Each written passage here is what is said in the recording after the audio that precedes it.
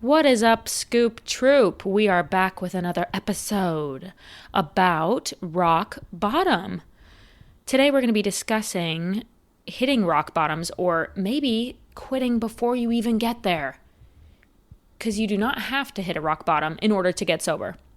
I'm also going to talk about how I knew that I needed to get sober and maybe some signs in your own life that could be indicators that it's time to quit drinking. So without further ado, let's get into today's episode. Welcome to the Sober Scoop. This is a judgment-free zone where we talk about how to get sober and stay sober. You're not alone. I hope you feel seen. Quitting alcohol is the best decision I've ever made. People ask me all the time if I hit a rock bottom or like how I knew it was time to get sober. And unfortunately, I needed something to happen. Like I needed some sign that it was time to quit drinking. And my sign was the liver pain that I started experiencing. I talk about this a lot, but I started having this dull pain in my upper right abdomen. And I thought it was like ab soreness, but it was only ever on that one side. And then I didn't do any ab workouts. So I was like a little suspicious of that. And I would sit in my bed and mimic a sit up and see if it's like the same muscles. And it wasn't. And so, I look up online, pain in the upper right abdomen, and pretty much nothing good comes from that search result. And everything is liver disease, cirrhosis, fatty liver, all these alcohol-related diseases. And that was basically my scared straight moment. So nothing horribly horrific happened where I'm affecting other people or ending up in a jail cell or crashing my car or, cheating on an ex or cheating on a partner or, whatever. Like a lot of times there's these major life events that happen in people's lives due to their drinking, and that is their rock bottom moment. For me, I guess the rock bottom that I say that I experienced was just when alcohol started physically taking over my body. Like once I realized, oh my God, I could actually die from this.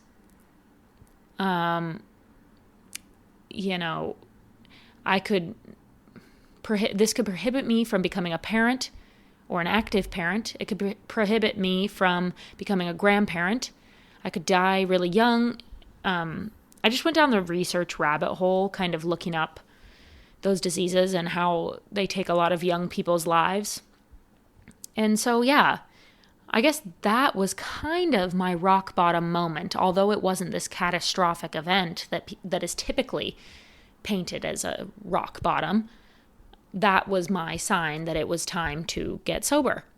And in a way, I'm so grateful that it happened, or that I did have that little bit of pain, because it made me go down that research rabbit hole and realize that alcohol, enjoying a drink, could take my life.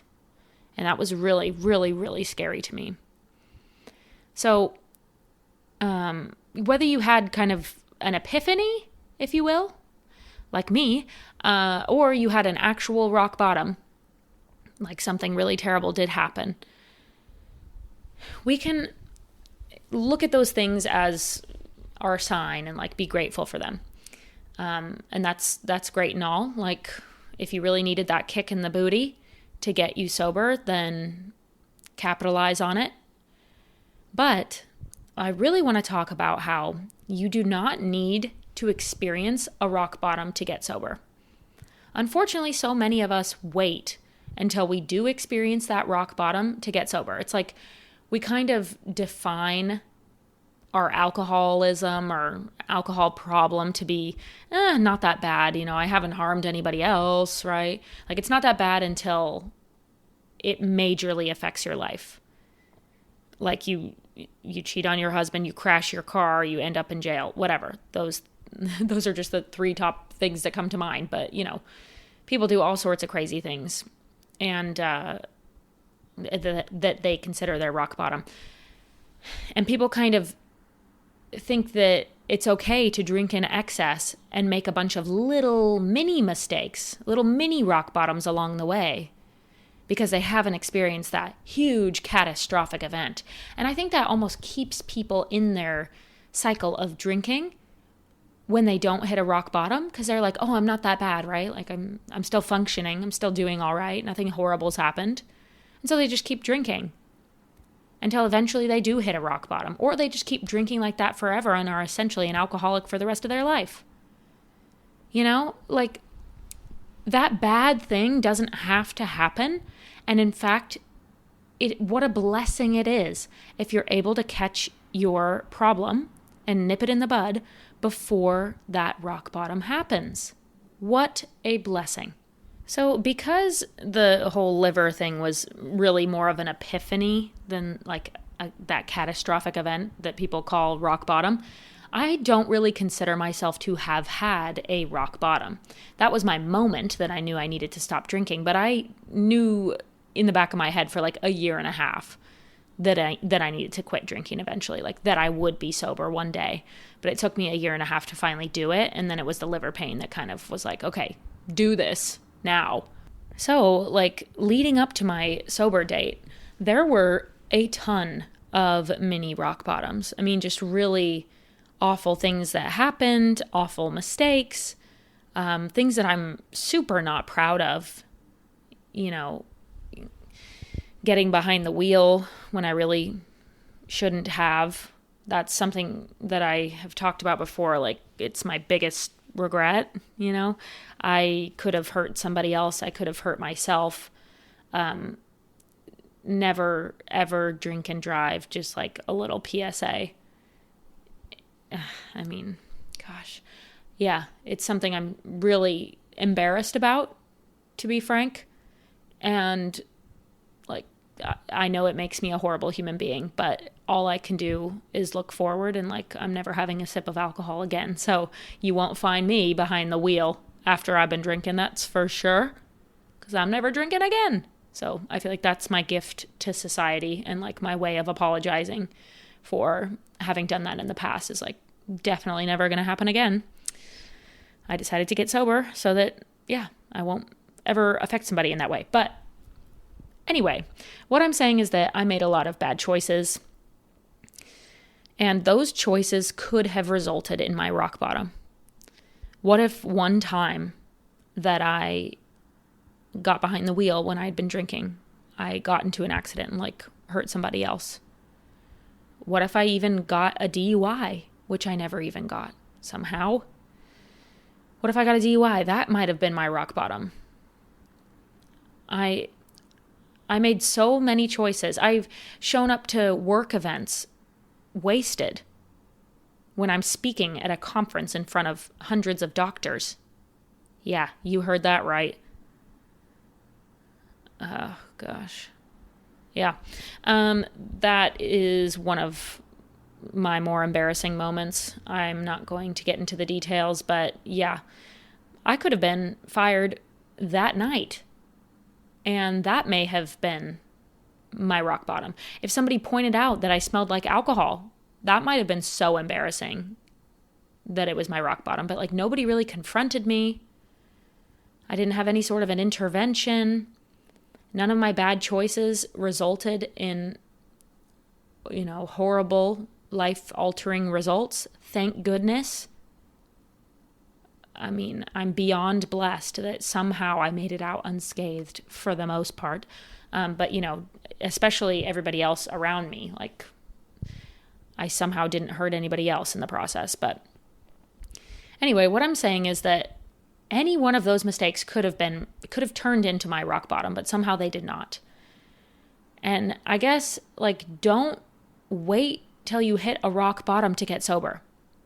I think we all know in our soul that we need to get sober. Like, I knew it. I didn't know how I was going to do it. I didn't know if it was possible. I thought I was going to have to moderate. I didn't know the logistics, but I knew in my head that one day I would be somebody who cannot consume alcohol. Because without having the like self-awareness to fully admit that I'm not a normal drinker, I kind of knew it in my head. Because like I would go out with people and it just it just wouldn't be the same for everyone else. My tolerance was so high, I'd have to sneak around to get extra drinks. People after the function, after the event, just go home and stop drinking. Like, that could never be me. I'll continue drinking until I literally fall asleep and pass out on the couch, or bring one into the bed and fall asleep in bed. Once I start, I don't stop. And so in just participating in society, I recognized that I look at alcohol differently. I don't look at alcohol as a celebratory, fun beverage to have with friends. I look at it as something that gets me through life, that I need in order to function, and that kind of has control over me. Like, alcohol will be in my system if I start drinking it. It'll be in my system for the rest of the night. I can't just stop and say, no, I'm good. I'll just quit. I'll just stop drinking right now and, go to bed. Nope. So I knew for a long time that I needed to quit. And I think if you feel that in your soul, then you should do it. There's no negatives. There's really not. I thought there would be. And if you're feeling that way, you should listen to my episode called You Will Not Miss Drinking. Because there are so many things that I thought I would miss about alcohol, especially because I identified so closely with the drinking community. Like, alcohol was my entire personality. Every hobby that I had, everything that I enjoyed doing had to do with alcohol. And if it didn't have to do with alcohol, like going on a walk or going grocery shopping or attending a work meeting, I would make it about alcohol because I would bring alcohol to those events, which is inappropriate. I kind of got a high out of drinking in inappropriate situations. That's another way that my drinking was just different, is I enjoyed sneaking around. I loved being drunk when other people were not. I thought it was so exciting. So anyway, alcohol was so ingrained in me. It was me. I just was that girl who drinks. I even had somebody say at this wedding that I went to last weekend, they were like, oh yeah, I always thought you were so cool. Like, you're the girl who orders a beer at the bar and you can keep up with the boys. I was like, oh my God. The fact that was part of my identity as a human being is embarrassing. But what I'm saying is that everything that I thought I would miss about alcohol, I didn't. In a way, you kind of morph into a new human being, and everything that you think you'll miss or think you'll want, you just won't. Because you're not that same person. The old you would definitely not like your new lifestyle, period. The old me would look at the me right now in 2025 and be like, how boring. You're into nutrition and fitness. Okay. Why don't you go out? Boring. The old me would not like the new me's lifestyle, but the new me loves this lifestyle, if that makes sense. You're not going to miss those things because they're just not part of your new identity. And so what I'm saying is that if you feel in your soul that you should quit drinking, just give it a try. Just do it. There are no regrets. You'll never look back. I mean, there's only good to come from it. And I'm not saying it's going to be a piece of cake and a walk in the park, okay? Yeah, it's hard in the beginning. There's going to be cravings and temptation and sugar cravings and withdrawals and social pressures and embarrassment and struggle to identify with the new title of a non-drinker or a sober person, having that identity crisis. There's so many things that you go through in the beginning of sobriety, but it's so worth it in the end. And I encourage you to just give it a try. If you feel that it's something that you need to do eventually, I thought to myself, I definitely need to get sober, but maybe it'll be when I'm 40 or 50 or something. Once I've lived my life, then I'll just stop. And I also think that the fact that the liver can heal itself kept me from getting sober. Okay, I'm going to segue into this topic for a second. If you look up online, does the liver heal itself? There's a lot of information out there about how the liver can rebuild itself and reheal. And let me just say that is only to a certain extent. Okay. I just got my blood work done, and my liver is in good health, which is really cool as somebody who drank like 15 drinks a day. So really good news that my liver is in good health. But like, because the liver can rebuild itself, I feel like that gave me some sort of like security blanket. Like, oh yeah, I'm damaging my body for sure, but I'll be okay because the liver can just like fix itself. And I think that stopped me from getting sober for so long. Well, newsflash, once it gets to a certain point, it cannot. And alcohol does a whole lot more worse for your body than just the liver. You know, memory loss and dementia and your metabolism and your skin health and your kidney health and your stomach lining and I mean everything. Alcohol is not good for you. We all know that. And yeah, I think with the hope of like, or the promise that like, oh yeah, the liver can repair itself, that stopped me from getting sober because I didn't take it seriously.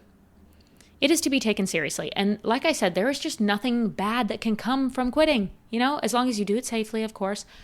Talk with a doctor if you need to. But like, it's only good things. So I was saying that like, oh, I knew I needed to get sober, but I would just do it when I was 40, 50, whatever. Here's kind of the new perspective I have on that. Why would you want to spend, let's say you're my age, 28, and now I'm 29. So let's say you're 30, okay? And you're like, wow, I definitely need to quit drinking. But, you know, I'm still young, woohoo, like I want to date, I want to have fun, I want to go out. I want to party before I have kids. I'll just do it when I'm 40 or maybe 50 or something. Once my kids are a little more grown up, or, you know, then I'll get sober. Do you want to spend the next decade handcuffed to alcohol, like literally being alcohol's prisoner? Or do you want to become your best self in the next 10 years? Do you want to improve your health, your wealth, your personal relationships, your appearance, everything over the next 10 years? Or do you want to drink your life away for the next 10 years and then have to get sober? People think that it's like a negative thing to quit drinking. That's what I thought. It was like, oh, I'll wait till I'm 40 because that's going to be so miserable. Like my life is going to really suck once I quit drinking. Try to frame it as actually the complete opposite. Like, don't you want to experience the beautiful life that is sobriety as soon as possible? Why would you want to wait till you're 40 or 50 or 60 or whatever? You know, different timeline for everybody. I'm just speaking from my personal experience. Why would you want to wait till then when you can experience your best life sooner if you quit now? It's like, people look at sobriety as a negative thing, as this baggage, as this hard thing, which, yeah, it is hard. But your life will get better. So experience that better life sooner. There's no point in pushing it off. You don't have to live your drunk life, woohoo, going out partying. That's not necessarily the better option between the two. Like sober, healthy, thriving, discovering your hobbies, doing things that you actually love. That's not worse than going out and partying and drinking. They're just different. And you might really love to party and go out and drink or drink at home or whatever. That might be something that you really, really enjoy. But let me tell you, in sobriety, you will discover things that you actually enjoy. Alcohol is not a hobby. Alcohol is not a personality trait. There is more to you than just alcohol. You have interests. You like doing crafts. You like going on walks. You like watching sports. You like playing sports. You like traveling. Whatever. Baking. You have interests inside of you. And a lot of times alcohol kind of blurs those interests, and alcohol becomes the priority. We put it on a pedestal above everything else. And in sobriety, you become who you are like meant to be. You actually live life and squeeze every bit out of this beautiful life that we have. And drinking and having fun in that way is not necessarily the more fun, better option, even though we think it is when we are in the depths of alcoholism.